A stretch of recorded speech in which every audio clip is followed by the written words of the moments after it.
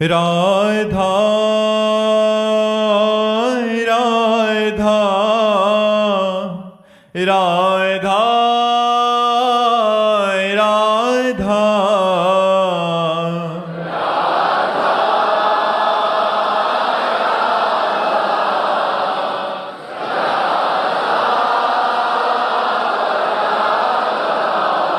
हाय राधा राधा राधा राधा राधा राधा राधा राधा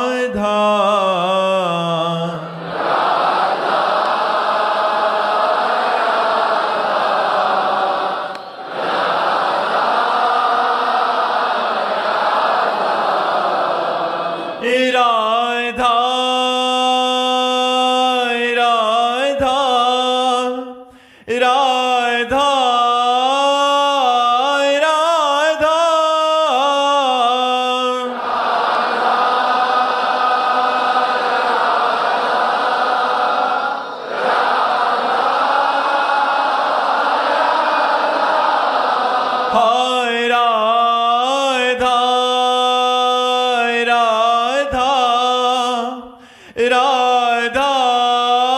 राधा राधा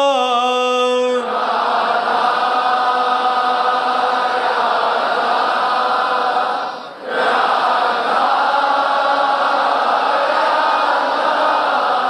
हाय राधा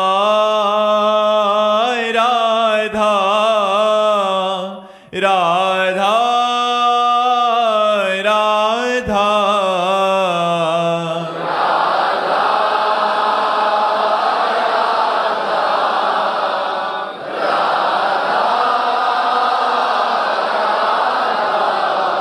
हाय राधा राधा राधा राधा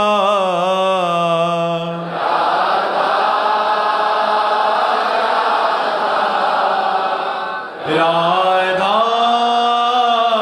राधा श्री राधा वल्लभ लाल की, समस्त संत हरि भक्तन की, श्री वृंदावन धाम की, सतगुरुदेव भगवान की। अभिषेक जी महाराष्ट्र से। राधे राधे महाराज जी। महाराज जी, मेरा प्रश्न है कि आप जीवन में सबसे ज्यादा आनंदित कब हुए थे? वो कौन सा क्षण था?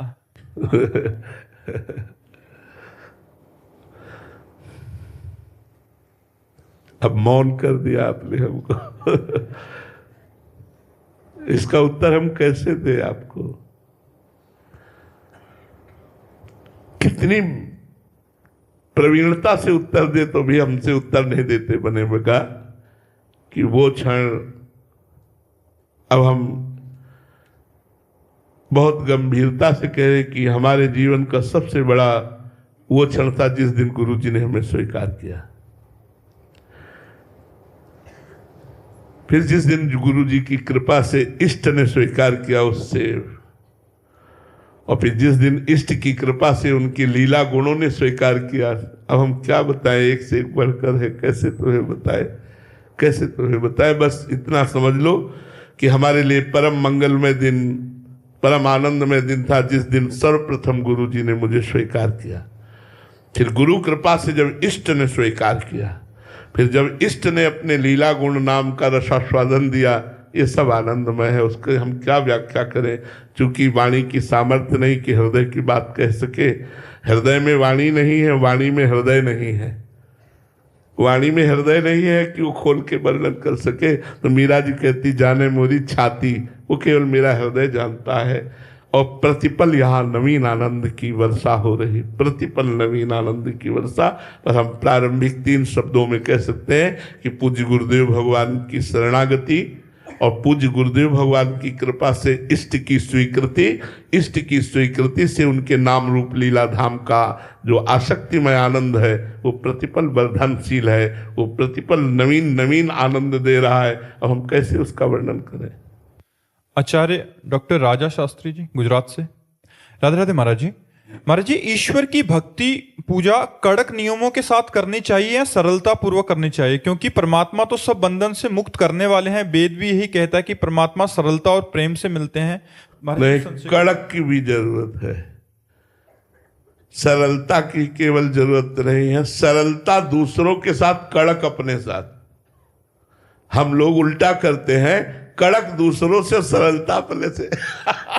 तो हमें कड़क की जरूरत है अपने ऊपर और सरलता की जरूरत है दूसरों के ऊपर। भक्त दूसरों के लिए सरल होता है, अपने लिए कठोर नियमों वाला होता है, अपने लिए कड़क होता है, जिससे हम विकारों से बचेंगे, जिससे हम क्षमावान बनेंगे, जिससे हम उदार बनेंगे, जिससे हम भगवत प्रेमी बनेंगे। अपने लिए कठोर और दूसरों के लिए क्षमावान। और यहां सब उल्टा चलता है, अपने लिए क्षमावान, दूसरों के लिए कठोर। दूसरों की छोटी गलती भी समाज में हम उसकी बेइज्जती कर देंगे, अपनी बहुत बड़ा अपराध, बहुत बड़ी गलती उसे मानेंगे ही नहीं कि हमसे गलती हुई है। ऐसी सरलता नहीं अपनानी चाहिए। सरलता दूसरों के लिए और कठोरता अपने लिए। संत अपने लिए कठोर होता है, दूसरों के लिए सरल होता है। अपने नियमों के पालन करने में वो प्राणपण से सुदृढ़ होता है, लेकिन दूसरे से नियम त्रुटि हो जाए तो क्षमा करके भी उसे वही फल प्रदान करता है जो नियम का फल प्राप्त होता है। बड़ी से बड़ी गलती को क्षमा कर देते हैं। ये उनकी उदारता, सरलता दूसरों पर, लेकिन कठोरता अपने पर। जो नियम लिया उसे कठोरता पूर्वक निर्वाह करना, ये हमारा संयम होगा। लेकिन दूसरे के प्रति सरल और क्षमावान बनना, ये हमारा परम भक्ति का स्वरूप होगा। समझ पा रहे हैं आप? दोनों की जरूरत है। राधे राधे महाराज जी। महाराज जी, मुझसे व्यभिचार और अन्य अपराध बने हैं महाराज जी। अंत में धोखा मिला, अब एक दलदल में फंस गई हूँ महाराज जी, निकलना चाहती हूँ महाराज जी। पाप बन गया है और स्वस्थ होके फिर से भजन। देखो, जिस दिन से जग जाओ उस दिन से जग जाओ। आप तो बहादुर हैं जो सभा में अपनी बात करें।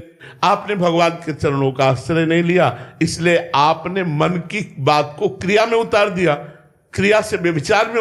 अब व्यभिचार ये स्वाभाविक है, क्योंकि जब तक हम भगवान की शरण में होकर भजन नहीं करेंगे तब तक हमारी बुद्धि व्यभिचारिणी तो रहेगी, अब व्यभिचारिणी थोड़ी हो जाएगी।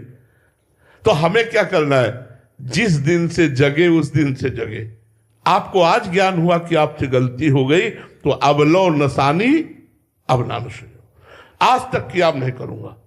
और नाम जब करो तो नाम संकीर्तनम यस्य सर्व पाप प्रणाशनम, सारे पाप नष्ट हो जाएंगे। चिंता मत करो। दौड़ने वाला ही गिरता है और गिरने वाला फिर चलने योग्य हो जाता है। तुम चिंता मत करो। आगे से कोई पाप मत करना, आगे से बेविचार मत करना, नाम जप करना, सब ठीक हो जाएगा, बिल्कुल ठीक हो जाएगा। आप बिल्कुल निश्चिंत रहिए। किसी भी तरह आप अपने मन को डिप्रेशन में मत लाइए।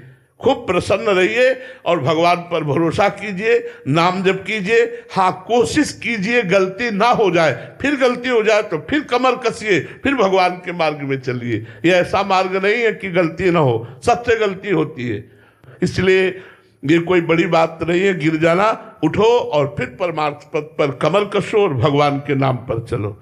भगवान ही संभालते हैं, किसी को निराश होने की जरूरत नहीं है। सबको भगवान चांस देते हैं। भगवान का नाम पतित पावन है, कोई चिंता मत करो, लेकिन जानबूझकर पाप मत करो। भगवान का नाम तुम्हारे सारे पापों को नष्ट कर देगा। मनुष्य जीवन का परम लाभ है शरीर से ममत्व नष्ट हो जाना। शरीर में ममता जो हो गई है, इसी से भोग प्रियता है, इसी से शरीर संबंध है। भोग प्रियता और शरीर संबंध से आत्म स्वरूप का विस्मरण हो गया है, अपने प्राण प्यारे प्रभु का विस्मरण हो गया है। हमारी संपूर्ण चित्तवृत्ति बहिर्मुख होकर के विषय चिंतन, व्यक्ति चिंतन, स्थान चिंतन, पद प्रतिष्ठा, मान चिंतन, बस इसी में नष्ट हो रही है। इसलिए मनुष्य जीवन का जो परम लाभ है वो दो ही परम लाभ है। एक है आत्मस्वरूप का बोध हो जाना, या भगवान के नाम रूप लीला धाम में प्रेम हो जाना। भगवान से प्रेम होना या आत्मस्वरूप का बोध होना। दोनों के लिए शास्त्र आज्ञा करता है, सर्वतो मनसो असंगमादौ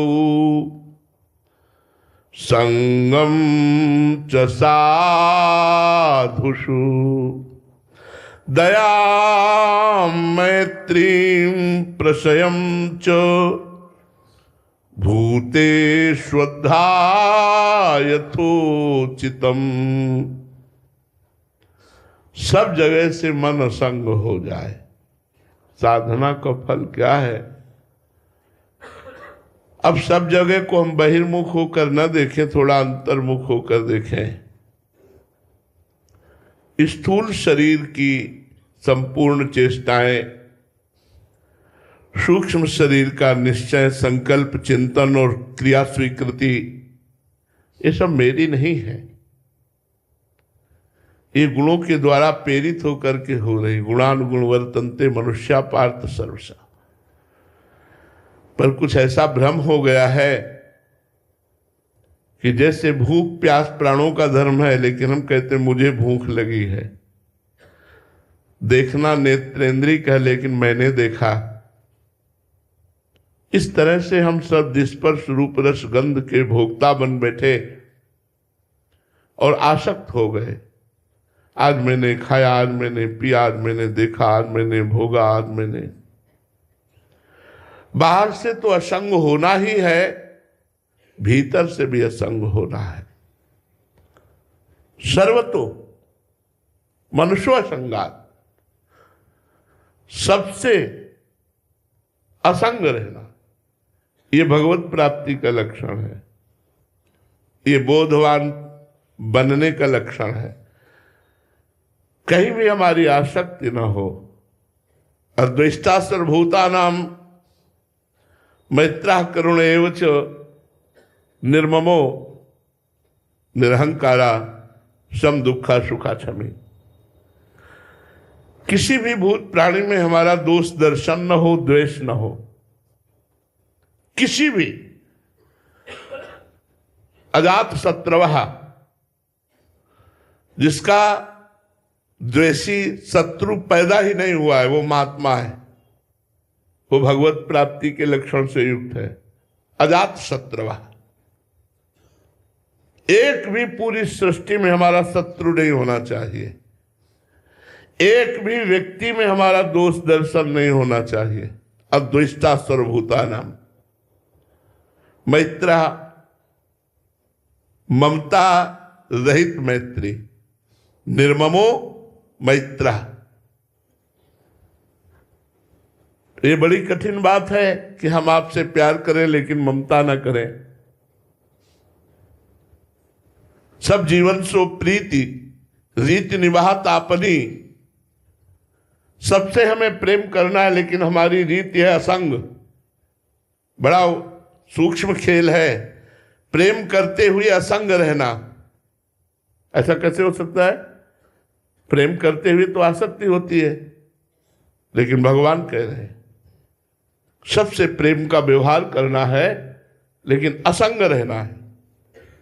ऐसा कैसे हो सकता है? जब हम सब में भगवत स्वरूप को देखेंगे, सबको ब्रह्म स्वरूप देखेंगे, तब जब हम सब में ब्रह्म स्वरूप का दर्शन करेंगे तो सबको व्यवहार में प्रेम परोसते हुए भी हम निर्मम रहेंगे। अद्वेष्टा सर्वभूतानां मैत्रः निर्ममो और करुणा निरहंकारा। मैत्रः करुण एवच निर्ममो निरहंकारा। तो मैत्रः निर्ममो और करुणा निरहंकारा। यहां वर्णन करते हैं दया मैत्री प्रशयम च भूतेष्वद्धा यथोचितम। सबसे असंग रहना, ये सबसे कठिन बात है। सबसे कठिन बात है। हम सब कुछ छोड़ सकते हैं, लेकिन देह भाव में अटके हुए हैं। जो हमारा मन पांच ज्ञानेंद्रियों के साथ शब्द स्पर्श रूप रस का भोक्ता बना हुआ है, गंध का, इसे मैं ही ममता से स्वीकार करके बंध रहा हूं। असंग होना है। आज हम चलते हैं असंग होने के, लेकिन बहुत प्रकार से हमें माया फंसा लेती है। धर्म के नाम पर भी माया फंसा लेती है, लोक कल्याण के नाम पर भी माया फंसा लेती है। किसका कल्याण करना है? अपना। अपना। तो ये सब ब्रह्म रूप है, ये सब भगवत स्वरूप है। वासुदेवा सौमित सा महात्मा सुदुर्लभा बहुनाम जन्मनावंते ज्ञानवान माम प्रपद्यते। वासुदेवा सौमित सा महात्मा सुदुर्लभा, सब वासुदेव है, यही मुझे जानना है, यही अपना कल्याण करना है। जब सब वासुदेव हैं तो यहां भी वासुदेव हैं, काम खत्म हो गया। सर्वम खलमिदं ब्रह्मणे नास्ति किंचन। जब सब जगह ब्रह्म है तो यहां भी ब्रह्म है, ब्रह्मविद ब्रह्मयु भवति। अब हम लोग कभी कभी परमार्थ के नाम पर प्रपंच को स्वीकार कर लेते हैं और वो प्रपंच आसक्ति का रूप धारण कर लेता है। हमारा पुनर्जन्म निर्माण निश्चित हो जाता है, हमारा पुनर्जन्म निश्चित हो जाता है आसक्ति से। कभी कभी दया करते हुए हम फंस जाते हैं। दया बिना साधु कसाई, दया करी तो आफत आई। बहुत चतुरता चाहिए। भगवान का भजन करने वाला बड़ा प्रवीण होता है, इसीलिए निर्ममो मैत्र निर्ममो करुणा निरहंकारा। करुणा करनी है लेकिन अहंकार रहित होकर, मित्रता करनी लेकिन निर्मम होकर, ममता कहीं नहीं करनी। पूज्य श्री भरत जी महाराज की करुणा और दया हिरण के बच्चे में ऐसी ममता पैदा कर दी कि भगवान का विस्मरण हो गया और अगला जन्म उनका हिरण का ही हुआ। इसलिए हमारा शास्त्र आज्ञा करता है भगवत मार्ग के पथिकों को, सर्वतो मनुष्यो असंग माधव,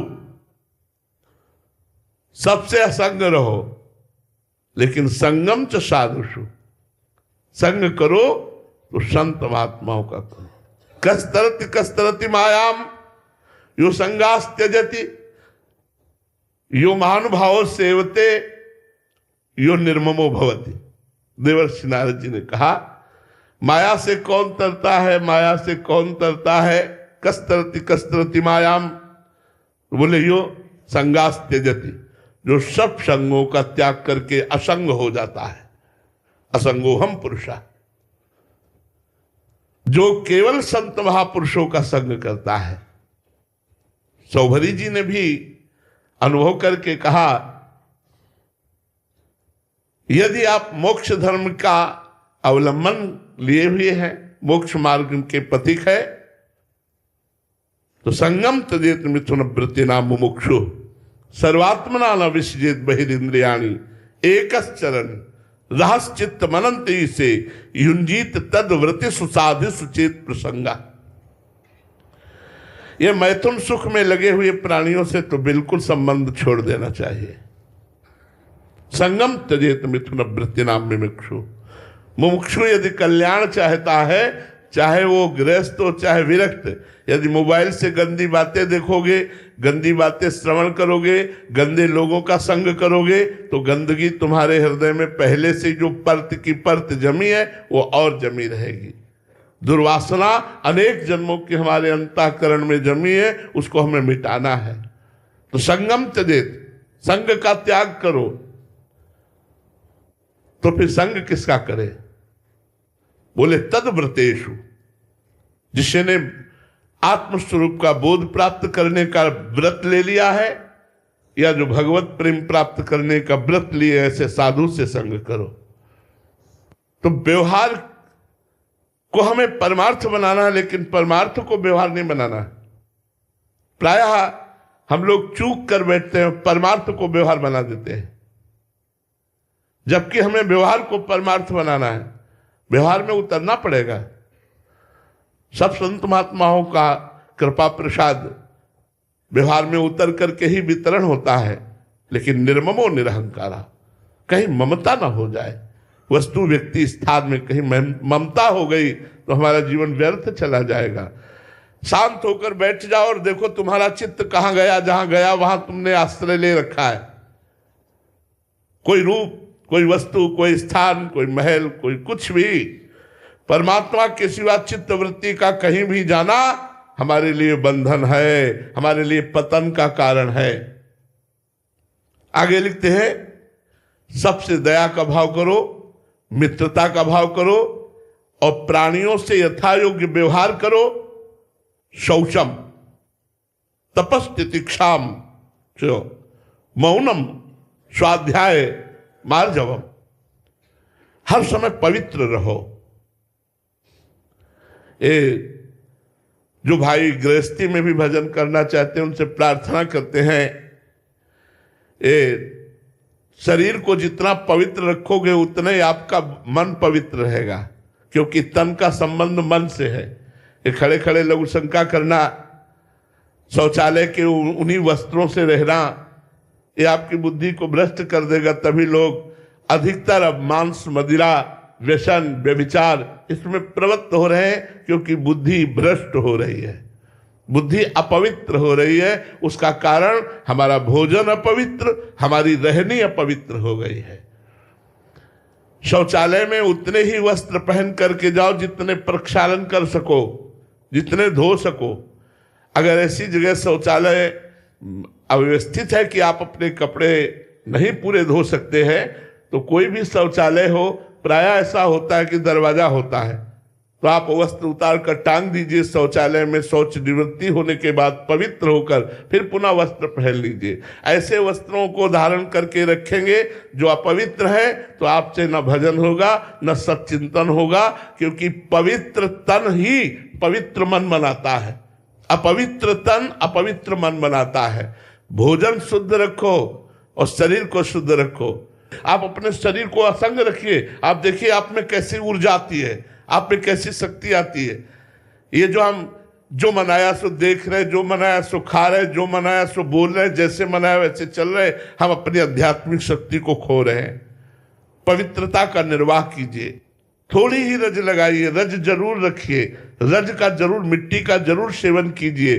साबुन से हाथ धो लीजिए, फिर रज ले लीजिए, थोड़ी ही लगाइए। हम ये नहीं कहते ढेर सारी लगाओ कि आपका बाथरूम जाम हो जाए, आप थोड़ी ही रज लगाइए, पर रज का जरूर सेवन कीजिए। तो जल, रज से, मिट्टी से बाह्य पवित्रता और कपट, छल और भोगों के राग का त्याग करने से आंतरिक पवित्रता। बड़ा पवित्र भोजन हो रहा है, जो बाजारों से भोजन खरीद करके पाया जाता है वो हमारे भजन के लिए बहुत हानिकारक है। वैसे विरक्त के लिए भिक्षान्नम औषधम, भिक्षा रूपी अन्न मिल जाए तो क्या कहना है। अगर भिक्षा का न मिले तो कम से कम सत धर्म की कमाई करने वाले गृहस्थ से मिले। अगर असत की कमाई है तो आपकी बुद्धि को वो असत मार्ग में ही घसीटेगी। पूज्यपाद श्री उड़िया बाबा जी एक बार मंडली सहित विचरण कर रहे थे, तो एक धनी पुरुष ने निमंत्रण दिया, प्रसाद पाया, रात्रि में वहीं रुके। सुबह सब अपने विरक्त धर्म से जो ब्रह्मचर्य का नियम लिए हुए थे, एक दूसरे से बोलने लगे, आज हमारा ब्रह्मचर्य खंडित हो गया। वो बोले हमारा भी खंडित हो गया। पूज्यपाद बाबा ने बुलाया उसको जिसने पवाया था, उससे पूछा क्यों रे, क्या भाव करके पवाया। बोले संतान नहीं थी, तो संतान उत्पत्ति की कामना से, काम भाव से पीड़ित होकर के हम लोगों ने भोजन बनाया, उसी का प्रभाव। बाबा ने बहुत सावधान किया अपने संतों को कि किसी के द्वारा निमंत्रण दिए हुए पर जब तक जानकारी न हो जाए तब तक भोजन न करे। विरक्त धर्म का निर्वाह करना बहुत कठिन है, या तो भिक्षान्न के द्वारा पाए और या तो समझ बूझ के पाए कि आप क्या करते हैं, आपका धर्म की कमाई है कि नहीं। इसलिए हमको ध्यान रखना है हमारे पवित्रता बरकरार रहे, अंदर की और बाहर की। शौचम और तप, तपस्या का स्वरूप है अपने धर्म में चलने पर जो कठिनाई प्राप्त होती है उसको सहन करना। जैसे हमें काम सताता है, काम की वृत्ति अंदर आती है, प्रतिकूल अवस्था पे क्रोध आ जाता है, अनुकूल अवस्था पे लोभ आ जाता है, कहीं मोह भी आ जाता है, कभी अहंकार भी आ जाता है। हम इनके वेगों को अंदर सहें, यही तपस्या है। तपस्या का केवल इतना अर्थ नहीं कि आप जल में खड़े हो गए, आप एक पैर के बल खड़े हो गए, या आप धूप में तप रहे, इसी को केवल तपस्या नहीं कहते। ये तो बाह्य तपस्या है, पार्थिव तपस्या है। लेकिन सूक्ष्म तपस्या है कि हृदय के आए हुए वेगों को सह जाना, काम के वेग को, भूख के वेग को, क्रोध के वेग को, लोभ के, यम ही न व्यथ्यन्ते ते पुरुषम पुरुषर्षभ सम सुखा दुखा धीरम स्वमृतत्वाय कल्पते। जो अंदर व्यथा आई, वेग, और उसको सह गया, सुख दुख को समान भाव में सहने वाला महापुरुष अमृत पद का अधिकारी होता है। इसलिए तप तितिक्षा, साधु का सबसे बड़ा गुण तितिक्षा है। सहनशील, आशय, उदार, धीरज सहित विवेकी। जो सहनशील है वही महात्मा है। चाहे कितना कोई अपमान करे, निंदा करे, सर्दी गर्मी, हर वेग को जो सह गया वही महात्मा है। सहाय स्व साधु। शौचम तपस्तितिक्षाम च मौनम। अब मौन, एक तो वाह्य वाणी का मौन होता है, बड़ा सहायक है भजन में, लेकिन प्रपंच वाला मौन नहीं। मौन का मतलब होता है विचार पूर्वक बोलना, मन का निसंकल्प हो जाना। आवश्यक बात है बोल दो, अमुक कार्य ऐसा करो, और अपने भजन में लग गए। अब समझाने में ही हमारा 10 मिनट खराब हो गया, तमोगुण आ गया हमारे अंदर, गुस्सा आ गया, वो मौन नहीं जरूरी है। मौन का मतलब विचार पूर्वक उत्तर देना, विचार पूर्वक बोलना। आवश्यक है तो बोलिए, नहीं तो वाणी को मौन रखिए। और सच्चा मौन है मन का निसंकल्प हो जाना, मन के संकल्प विकल्प का नाश हो जाना। स्वाध्याय मार्जवम, बहुत त्रुटि होती जा रही आज समाज में। मोबाइल जब से चला तो शास्त्र स्वाध्याय बंद हो गया। लोग इतना मनोरंजन में लग गए कि हमारे शास्त्रों का स्वाध्याय ही नहीं करते हैं, और जिनकी कुछ रुचि है वो सीरियल में भटक गए। इतने सीरियल चल गए, इतने। आप शास्त्र स्वाध्याय करेंगे तो आपका अंतःकरण पवित्र होगा, आपकी बुद्धि पवित्र होगी और भगवान में रति होगी। सीरियल देखने से भगवान में रति नहीं होगी, अंतःकरण पवित्र नहीं होगा, शास्त्र स्वाध्याय करने से होगा। आप सद्ग्रंथों का स्वाध्याय कीजिए। अगर स्वाध्याय नहीं है जीवन में तो फिर सत्संग का भी लाभ आप नहीं ले सकते।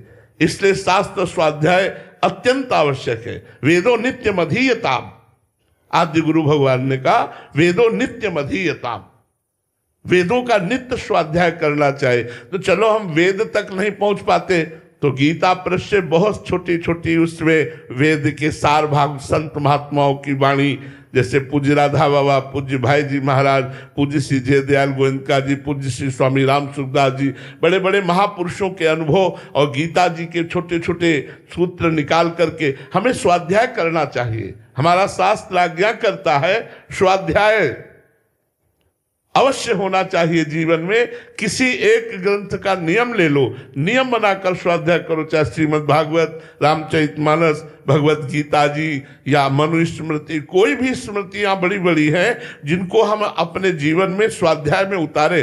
देखो कलयुग उनके लिए है जो कलयुग के कृत्यों में है, जो भगवान में उनके लिए कलयुग नहीं, हर समय सतयुग रहता है। जो भगवान में रहता, कहाँ यहाँ कलयुग है बताओ? कलयुग वहां है जहां कलयुगी आचरण करते हो। भगवत चिंतन में कलयुग नहीं है। तो ये मानकर कि कलयुग है, कौन शास्त्रों की बात मानता? नहीं। अगर शास्त्रों की बात नहीं मानोगे तो आप भगवत प्राप्ति के मार्ग में नहीं चल पाओगे। इसलिए कह स्वाध्याय मार्जवम, सरलता होनी चाहिए। संत सरल चित जगत हित जान स्वभाव स्नेह। संतों का कैसा स्वभाव होता है? नाक में गुस्सा नहीं, सरलता, बड़े विनम्र। जब बात करें तो हंस करके बड़ी विनम्रता से बात करें, ये हमारी साधुता। मार्जवम, मार्जवम माने सरलता। आपका स्वभाव सरल होना। सरलता किसे कहते हैं? जिसकी वाणी, मन और चेष्टा एक हो, उसे सरल कहते हैं। जिसके मन में कुछ और, वाणी में कुछ और, चेष्टा में कुछ और, उसे कपट कहते हैं। मन, वाणी और चेष्टा, क्रिया तीनों एक, उसे सरल कहते हैं। सरल स्वभाव न मन कुटिलाई। और वाणी में कुछ और चल रहा है, मन में कुछ और चल रहा है, शरीर की चेष्टाएं कुछ और है, उसे कपट कहते हैं, उसे कुटिलता कहते हैं। ब्रह्मचर्यम महिंसा च, अगर भगवत मार्ग में चलना है तो ब्रह्मचर्य के पालन की चेष्टा करनी होगी। अगर ब्रह्मचर्य का पालन नहीं है तो स्मृति आपकी जागृत हो ही नहीं सकती, कोई भी हो, चाहे गृहस्थ हो चाहे विरक्त हो। स्मृति का जागरण ब्रह्मचर्य से ही होता है। यथा सामर्थ्य ब्रह्मचर्य गृहस्थ में, विरक्त में सर्व सामर्थ्य नैष्ठिक ब्रह्मचर्य के द्वारा या यथा योग्य ब्रह्मचर्य के द्वारा, यथा समय जैसा गृहस्थी में तो यथा समय के द्वारा, पर ब्रह्मचर्य को धारण करना अनिवार्य है। आज इसकी बहुत ही वृत्ति बिगड़ गई है। छोटे छोटे बच्चों से लेकर बड़े तक इसके शिकार होते चले जा रहे हैं, जो ब्रह्मचर्य का त्याग करके मनमानी आचरण कर रहे हैं। ब्रह्मचर्य के त्याग को सुख समझा जा रहा है, जबकि ब्रह्मचर्य के रोकने में सुख है। जिस वीर शक्ति का त्याग करने में आप सुख का अनुभव कर रहे हैं, उस वीर शक्ति को रोक कर देखिए आपके अंदर कितनी स्फूर्ति, कितनी स्मृति, कितनी बुद्धिमत्ता, कितनी गंभीरता, कितनी सहजता, सरलता, ये सब सद्गुण ब्रह्मचर्य प्रकाशित कर देगा। लेकिन बहुत से ऐसे कलयुगी दोष बन गए हैं कि वो एक दूसरे में संक्रामक फैलते जा रहे हैं। इसलिए सबसे प्रार्थना है, चाहे गृहस्थ हो चाहे विरक्त, ब्रह्मचर्य पर ध्यान दीजिए। गृहस्थ है तो यथा समय ब्रह्मचर्य का यथा अनुष्ठान करे, जो विरक्त है आजीवन ब्रह्मचर्य का अनुष्ठान करे। अहिंसा च, वाणी से, शरीर से और मन से हम किसी को दुख ना पहुंचावे, किसी की हिंसा न करें। हम वाणी से कठोर न बोले, शरीर से कोई हिंसात्मक चेष्टा न करें, नेत्र बहुत संभाल करके रास्ते में देख के चले, कहीं कोई चींटा भी ना मर जाए। हमें ऐसी सावधानी से चलना है। पर बड़ी समस्या है, अब कार से चलो तो कैसे चलोगे? मान लो नंगे पैर चल रहे हैं तब तो हम बचा सकते हैं चींटा, लेकिन कार में बैठे चल रहे हैं तो कैसे बचाएंगे? गाड़ी में जा, स्कूटी में जा रहे हैं तो कैसे बचाएंगे? चींटा आया गया तो स्कूटी उठा के थोड़ी चलेंगे। और जड़ भरत जी ने ऐसा ही किया, डोली तभी तो उठ गई थी जब उनको चींटे की लाइट दिखाई दी, तो उसका बैलेंस बिगड़ गया डोली का। वैसे चाहिए शरीर से, मन से, वाणी से किसी की हिंसा ना हो, किसी को दुख ना पहुंचे, तो हम भगवत प्राप्ति के योग्य हो जाएंगे। सबसे असंग रहे, मैत्री का व्यवहार करते हुए निर्मम रहे, दया का व्यवहार करते हुए अहंकार रहित रहे, सहनशील बने और विकारों के त्याग के लिए कमर कसे रहे। कोई गंदा आचरण न हो, पवित्रता का निर्वाह करें, तो भगवत मार्ग में हम आगे बढ़ सकते हैं। प्रोफेसर डॉक्टर आरती जी, राधे राधे महाराज जी। महाराज जी, सच्चिदानंद तक पहुंचने की सबसे बड़ी बाधा क्या है? अहमता और ममता। एक अहमता ममता ये जग में है दुखदाई, और ये जब श्री जी की ओर लगे तो होत परम सुखदाई। तात मात सुत दार देह में मत अरुझे मति मंदा, हित किशोर को है चकोर तू लख वृंदावन चंदा। एक अहंकार और मम, अहम और मम, ये जो जगत में लग गया है, शरीर में लग गया है, यही सच्चिदानंद की प्राप्ति की सबसे बड़ी बाधा है। ये अहम और मम यदि प्रभु में लग जाए, मिट जाए, तो हमारी बात बन जाए। इसीलिए हम सत्संग करते हैं, साधना करते हैं कि हमारा अहंकार नष्ट हो जाए। अंतःकरण धर्म में जो अहंकार है और शरीरों में, शरीर संबंधी भोगों में, शरीर संबंधी रिश्ते नातों में जो ममता है, वो भगवान के चरणों में। सबकी ममता ताग बटोरी, मम पद मन ही बांध बर डोरी, भगवान ने कहा। तो एक अहमता ममता ये जग में है दुखदाई, ये जब श्री जी की ओर लगे तो होत परम सुखदाई। इसलिए तात मात सुतदार देह में मति अरुझे मति मंदा, हित किशोर को है चकोर तू लख वृंदावन चंदा। गुरु की शरण में आकर उनके द्वारा बताई हुई उपासना पद्धति से साधना करो और नाम जप करो और गुरु के चरणों का आश्रय रखो, तो अहमता ममता प्रभु में लग जाएगी। इसी से सच्चिदानंद की प्राप्ति हो जाएगी। सच्चिदानंद की प्राप्ति में सबसे बड़ी बाधा अहम और मम है। सुंदरम कुमार जी, बिहार से। राधा वल्लभ शेहरवंश महाराज जी, आपके चरणों में कोटि कोटि प्रणाम। महाराज जी, भक्त नामावली में हम सो इन साधुन सो पंगति वाले उसमें आता है प्रसंग में कि प्रीति प्रतीति प्रसाद साधु सो इन्हें इष्ट गुरु जानो, तजी ऐश्वर्य मर्याद वेद की इनके हाथ विकानो। महाराज जी, उपरोक्त पंक्तियों में किस प्रकार के वेद के ऐश्वर्य एवं मर्यादा को त्यागने की बात कही गई है? बात यहां कही गई कि साधु की जाति पर दृष्टि न रखो। वैदिक सिद्धांत में चातुर्वर्णम मया सृष्टा गुणकर्म विभागसा प्रीति प्रतीति, हमें प्रीति करनी है संतों के चरणों में, और प्रतीति माने विश्वास करना है कि ये भगवत स्वरूप है। प्रसाद साधुषो, उन्हीं की कृपा प्रसाद से समस्त संतों को इष्ट और गुरु के समान देखो। भगवान श्री राम जी ने सातवीं भक्ति में कहा है, सातों सब मुहिमे जग देखा, मोते अधिक संत कर लेखा। अब जो वेद की बात कही तो वैदिक सिद्धांत को यहां लागू मत करो कि किस कुल से प्रकट हुए हैं, ऐसा नहीं। तज अभिमान, अभिमान का त्याग करना होगा, मान का त्याग करना होगा, और सब संतों की चरण रज की आकांक्षा करनी पड़ेगी। ये भाव अगर आ गया, साधु की जाति पर चला गया, तो सबसे बड़ी हानि हो जाएगी। सबसे बड़ी हानि अपराध बन जाएगा और आपके पुण्य नष्ट हो जाएंगे। अगर आप ये देखते हैं साधु की जाति में भाव रखते हैं तो आपका पतन हो जाएगा। वो चाहे कोई भी, अहोवत सुपत्रो गरीयान यदि विभागे वर्तते नाम तुभ्यम, यदि वो भगवान की भक्ति में है तो कोटि कोटि विप्रों से भी बढ़कर वो नमस्कार योग्य है, वो प्रणाम है, वंदनीय है। इसलिए कभी किसी भक्त पर जाति पक्ष न देखे कि ये किस जाति के हैं, इसलिए वहां मना किया गया है। प्रीति प्रतीति प्रसाद साधुषो इन्हें इष्ट गुरु मानो, तजी ऐश्वर्य मर्याद वेद की इनके हाथ बिकानो, बिकानो, इनके हो जाओ, संतों के हो जाओ, बात बन जाएगी। साधु संग लग जाओ, तुम्हारा जीवन पार हो जाएगा, आनंद मगन हो जाओगे। इनसे अभिमान मत करो, जात अभिमान न कीजिए। जी राघव जी, राधे राधे। महाराज जी, महाराज जी, माया इतनी प्रबल क्यों है कि सत्संग सुनते हैं तो वैराग्य आता है, पर बाहर निकलते ही संसार फिर से सत्य लगने लग जाता है? बाहर निकलो ही बती, बाहर निकलो ही बती, सत्संग में रहो। अब यहां से उठो और नाम जप करते चलो। एक पहरेदार रख लो जो तुम्हारे पास माया नहीं आने देगा।